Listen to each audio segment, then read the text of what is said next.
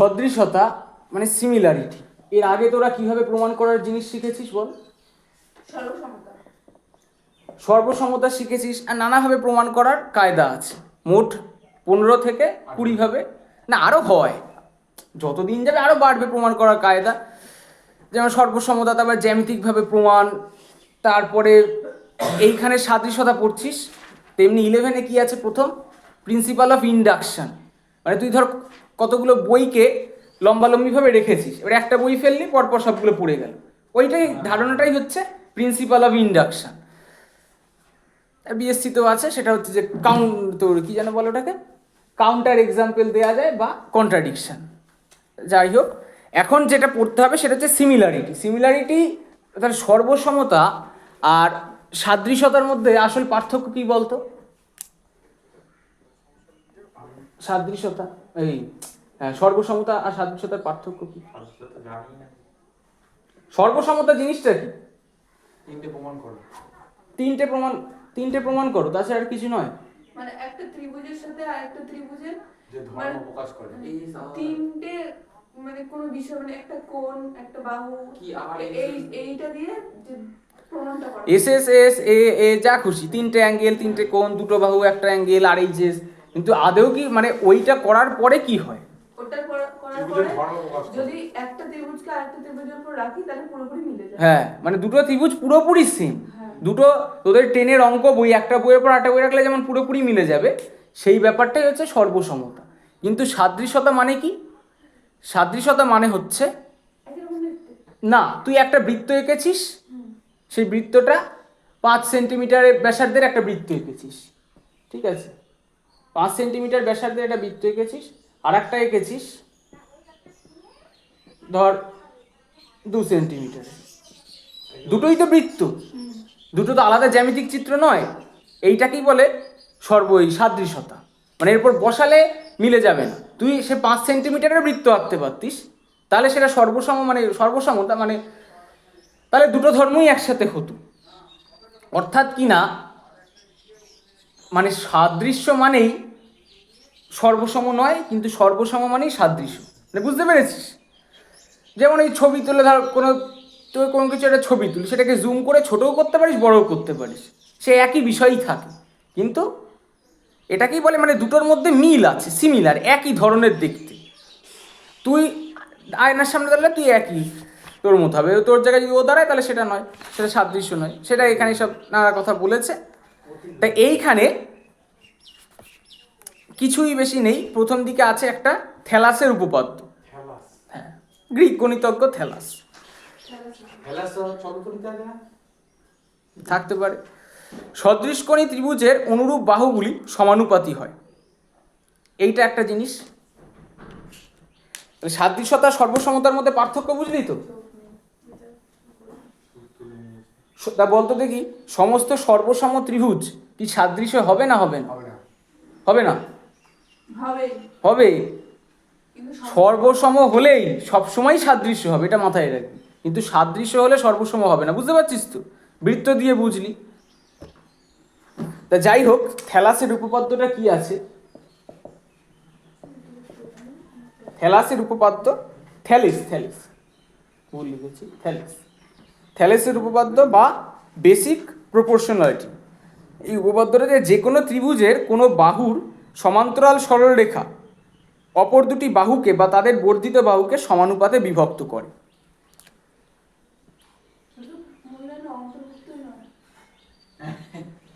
কোনটা মূল্যায়ন অন্তর্ভুক্ত নয়?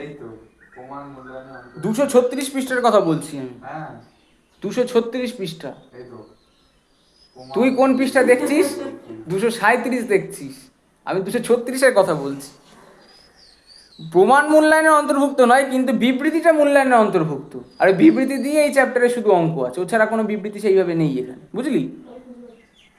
হ্যাঁ, ওই যে গোলাপি রঙের থ্যালাসের ছবি পাশে ওই কথাগুলো, সেই সত্যটি হলো, হ্যাঁ ওইটুকু অঙ্ক না, ওইটা বিবৃতি, ওইটা মাথায় রেখে তোকে অঙ্কগুলো করতে হবে, ঠিক আছে? সূত্র নয়, বিবৃতি একটা, যাই হোক, সূত্র টাইপের নয়। সদৃশকোণী ত্রিভুজের অনুরূপ বাহুগুলি সমানুপাতী, বা বলতে চাইছে যে মানে উপপাদ্যটা হলো কি, যে কোনো ত্রিভুজের কোনো বাহু সমান্তরাল সরলরেখা যে কোনো ত্রিভুজের কোনো বাহুর সমান্তরাল সরলরেখা অপর দুটি বাহুকে বা তাদের বর্ধিত বাহুকে সমানুপাতে বিভক্ত করে। চ্যাপ্টার খুবই সোজা চ্যাপ্টার এখানে। হ্যাঁ, মানে কি বলতে চাইছে, এই ত্রিভুজে কোন এই বাহুটা ধর, যে কোনো বাহু, দেখ বিষয়টা দেখ, এখানে তো একটা ত্রিভুজ, এটা তিনটে বাহু আছে, যে কোনো দুটো বাহু নেই, এই বাহুটা এবার যদি বিসি বাহুর সমান্তরাল একটা সরলরেখা আঁকি, তাহলে বলছে এটাকে সমানুপাতে বিভক্ত করে। মানে এইখানে 3:1 হতে পারে, এখানে ছবি দেখে মনে হচ্ছে 1:1, মানে যদি এখানে এটা যদি ধর 2 সেন্টিমিটার হয়, এটাও 2 হবে, মানে এটাও 2 হবে না, এইটা 2 এটা 3 হলে এটাও 2 হবে, এটাও 3 হবে, এরমই ব্যাপার, আর কিছু না। তেমনি একইভাবে যদি তুই এবি বাহুর সমান্তরাল কল্পনা করিস, এবার এখানে একটা টেনেছিস, ঠিক আছে, তাহলে এটা যদি 1 হয়, এটা 4 হয়, এটাও 1 হবে, এটা 4 হবে, ঠিক আছে, এইটাই বিষয়। শুধু চোখটা খোলা রাখতে হবে, খোলা রেখে এই একটাই পদ্ধতি যে দুটো অনুপাত আকারে লিখতে হবে। বিবৃতিটাই দেখ যে কোনো ত্রিভুজের কোনো বাহুর সমান্তরাল সরলরেখা অপর দুটি বাহুকে বা তাদের বর্ধিত বাহুকে,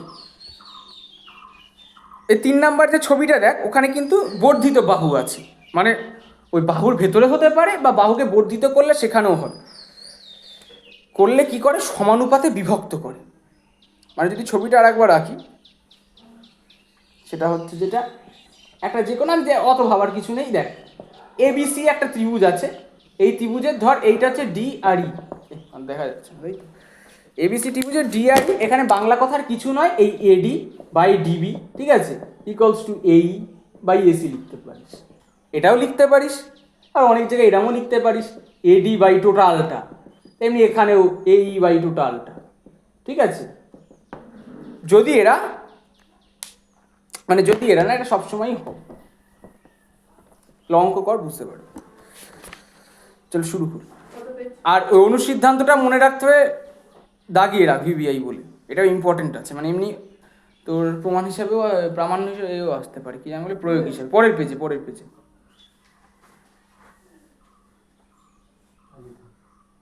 না, প্রথমটুকু তো করবি, কিছুই নেই। মানে এখানে ছবিটা দেখ একবার, যে আমি এক্ষুনি যেটা বললাম, ঠিক আছে, সেটাই দেখ অনুসিদ্ধান্তে আছে, যে AD by DB equals to এই বাই ইসি, ঠিক আছে, এসি বাই, হ্যাঁ, AB by DB equals to AC by EC, আর এডি বাই এবি, সেটাই বলেছে।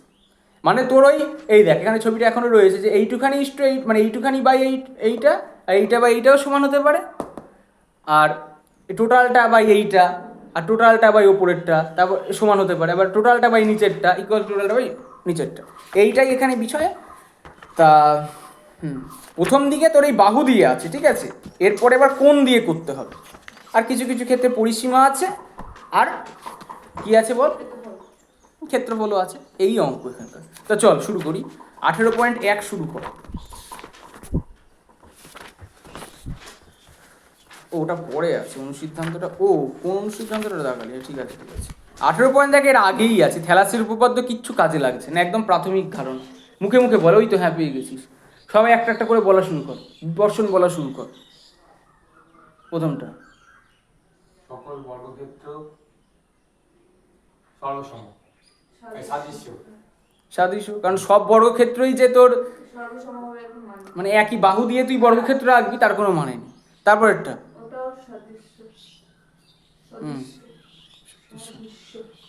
সদৃশ্য, মানে একই ধরনের দেখতে, তাই না, কিন্তু একই নয়, সর্বসম নয়, সব দিকে সমান নয়, এটাই বাংলা কথা। তুই বল এই 3 নাম্বারটা বল, সকল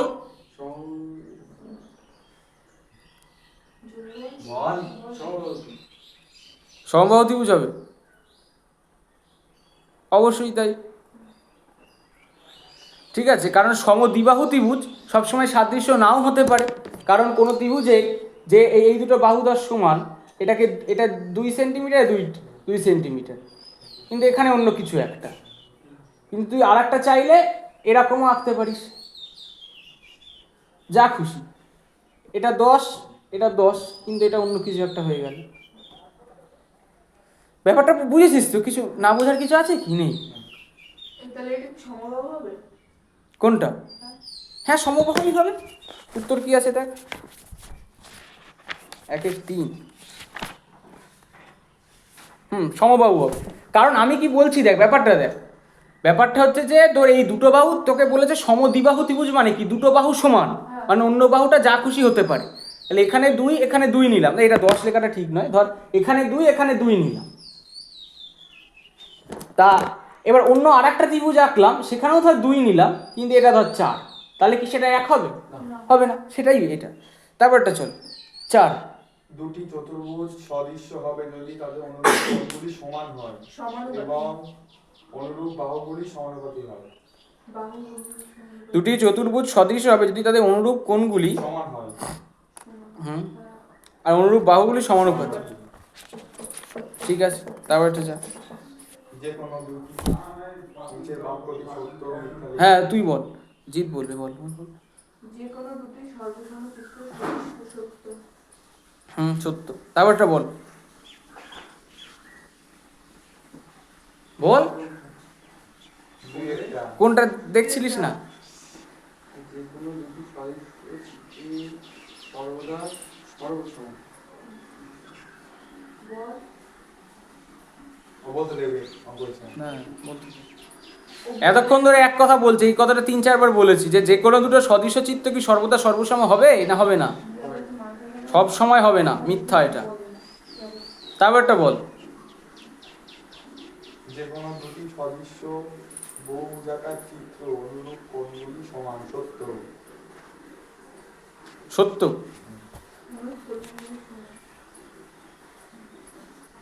সত্য। 2-3 যে কোনো দুটি সদৃশ বহুভুজাকার চিত্রের, হ্যাঁ সেটা হয়। মানে হ্যাঁ, মানে পলিগনের একটা সূত্র আছে, ঠিক আছে? পলিগন মানে বহুভুজ, বহুভুজের কোণের একটা সূত্র আছে, পঞ্চভুজের কোণগুলো কি করে বার করব, ও সবগুলো রকম 2p-2/3 কত পড়না দেখেছি। কিছু একটা আছে। ঠিক আছে, তারপরটা যা। যে কোনো দুটি সদৃশ্য বহুভুজাকার চিত্রের অনুরূপ বাহুগুলি সমানুপাতিক। এটা সত্য। হ্যাঁ, যে কোনো দুটি সদৃশ বহুভুজাকার চিত্রে অনুরূপ বাহুগুলি সমানুপাতিক। সত্য। বহুভুজাকার চিত্র মানে অনেকগুলো ধর বাহু আছে, এই সেই চাপি দিয়ে বহুভুজের যে কোনো তো বহুভুজ হয়, ত্রিভুজ বহু, হ্যাঁ। যে কোনো দুটি সদৃশ বহুভুজাকার চিত্রে অনুরূপ বাহুগুলি সমানুপাতিক। হ্যাঁ সত্যই তো হওয়া উচিত। 2-4 কি আছে দেখ। সত্য সত্য। তারপরটা যা 5-5 বল। বর্গক্ষেত্র রম্বসের সর্বদা সাদৃশ্য। সত্যি কি মিথ্যা? সর্বসম তো না, কারণ 90 ডিগ্রি হবে না। দুটো বর্গক্ষেত্র হলে 18.1 শেষ হয়ে গেলে এখানে আদৌ কিছু নেই। 18.2-এর দুটো করাই, বাকিগুলো পড়িস। 18.2 এর 11-র 1 বার কর, ছুটি দিয়ে দিচ্ছি তারা।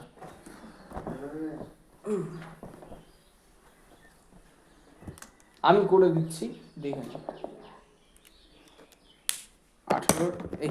18-র 1 না, 18.2 11-র 1।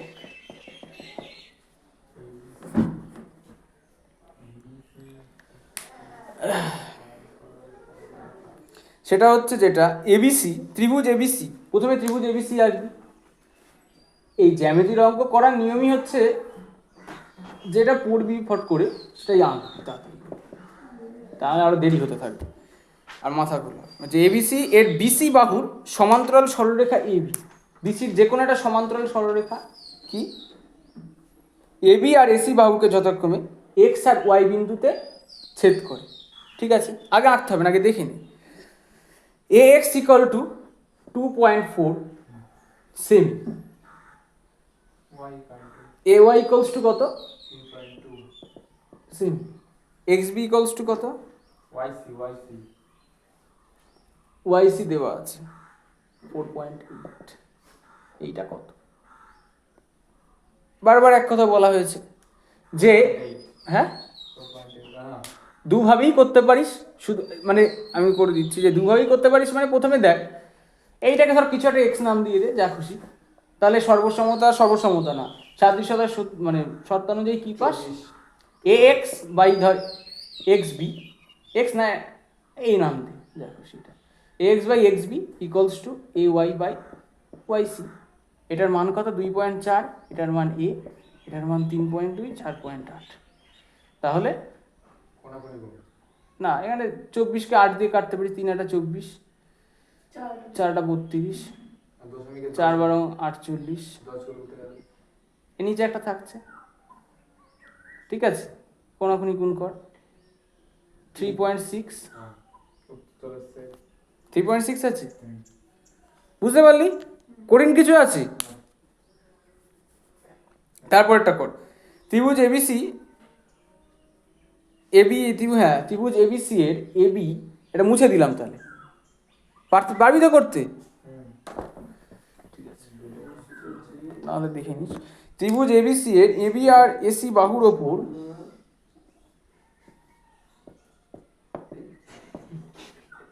কি হয়েছে? আরে গান শুনতেছি তাদের হাসছে কি অবস্থা? ত্রিভুজ এবিসি এর এবি এবং এসি বাহুর ওপর ডি আর ই বিন্দু এমনভাবে অবস্থিত যাতে ডিই আর বিসি সমান্তরাল হয়। এডি ইস টু ডিবি 3:1, তাহলে ছবিটা একটু ভুল হয়েছে। এডি ইস টু ডিবি 3:1। 2 নম্বরের প্রশ্নে কিন্তু সবসময় ছবিটা ইম্পর্টেন্ট। তুই ছবি কি আঁকছিস, ভাবছি ছবি যা খুশি আঁকবো, অঙ্ক ঠিক করলেই হবে, তা হবে না। ইউটিউবে দেখছিলাম নাকি রাফ দেখে না দাদা, কি রাফ নাকি দেখে না, কি লাভ দেখে না? মানে যখন শর্ট কোশ্চেন করেছে পাশে ওটা নাকি দেখে না, ওটা ভুল হলো নাকি কোনো অসুবিধা নেই। হ্যাঁ সেটা তো নয় তো, মাধ্যমিকে সেটা নয়। মাধ্যমিকে তো এমসিকিউ শুধু অপশান লিখলেই হবে।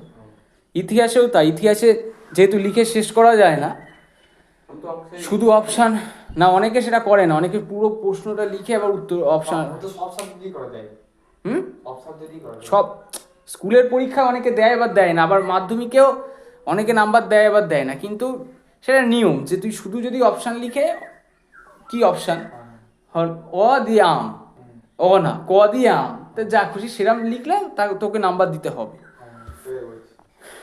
পাশে নাকি রাফ করা আছে না, রাফ দেখলাম, রাফ বলতে কোনো অসুবিধা নেই। 3:1 অনুপাতে, তাহলে এটাকে ধর 3A, এটাকে ধর A, ঠিক আছে? ইএ যদি 3:3 হয়, ইএ যদি 3.3 হয়, তাহলে এসি এর দৈর্ঘ্য কত? কিভাবে করবি? 3:1 অনুপাতে মানে 3A ধরে নিয়েছি। তো সেই আগের মতন আগের মতো যে সে এবি, এই এডি বাই বিডি, এটাকে কিছু একটা ওয়াই নাম দিয়ে দে। AD by BD, AD by BD হ্যাঁ, এই বাই আর এই ইকুয়ালস টু এই বাই এসি মানে ইসি। তাহলে এটা কত হবে? 3 হয়ে যাবে, এটা 3.3 আছে, 3A/3, 3A/A মানে 3 হয়ে যাবে। তাহলে ইসি ইকুয়ালস টু কত বল? 1.1। হ্যাঁ তাই আছে কি উত্তর দেখতো? 1.1 প্লাস 3.3 ও এসি এর দৈর্ঘ্য, তাহলে টোটালটা যোগ করতে হবে, 3.3 যোগ করলে টোটালটা হয়ে যাবে। 4.4 বা তুই চাইলে কিভাবেও করতে পারতিস বল, এই শুধু 3A, ঠিক আছে, বাই টোটালটা মানে 4A হয়ে গেল, ঠিক আছে? একবারে করতিস কি করে, 3A বাই টোটালটা, আর এখানে ওপরেরটুকু বাই হচ্ছে টোটালটা, এখান থেকে এ কেটে গেল, তাহলে এসি ইকুয়ালস টু এখানে 1.1 কেটে দে, তাহলে দেখ 4 গুণে হয়ে গেল কত? 4. একবারও হয়, দুভাবেই হবে, অনুসিদ্ধান্ত থেকে আসছে। যাক তাহলে বাকিগুলো চেষ্টা করিস, ঠিক আছে? পারবি আশা করি।